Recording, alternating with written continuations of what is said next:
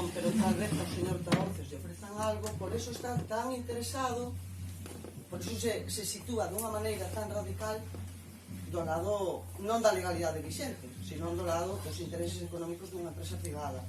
Que lle ofrecen non o sabemos, o que si sabemos é que a nós, por exemplo, a de Galla, levan meses desde o verán pasado denegándonos o acceso a información en relación ás concesións. El falaba antes de que aínda que no proxecto aparece unha superficie, en realidade na página web da empresa a superficie que aparece multiplica por 6 o que foi posto a exposición pública.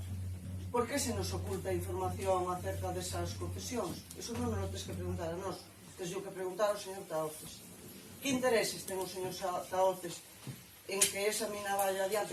Ata onde chegan os intereses para que incumpra a legislación vigente denegándonos o acceso a información? Que sabemos que a incumbre porque non hai tanto que saiu unha sentencia do Tribunal Superior de Galicia, de Xustiza de Galicia, para un compañeiro de Corcoesto que solicitaba información tamén sobre as concesións de Corcoesto, esperou desde 2012 ata agora, non para velas, que non lle deixaron velas, non lle deixaron obter a información, sino para que o tribunal lle diga que ten razón, que pode acceder a esa información, que ten dereito a acceder a esa información. Sabemos que nós tamén temos ese dereito, pero denégasenos.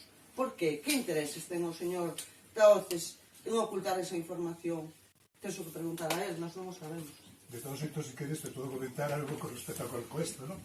E que en unha famosa cea no hostal, onde estaban presentes concelleiros do Partido Popular, alcaldes do Partido Popular, o director xeral de IGAPE, o xerente da mineira de Corcoesto, máis tamén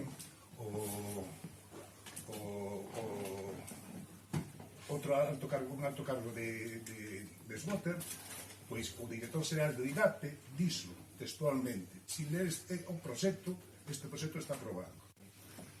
Así, imagínate o que quere decir eso. Segunda cuestión.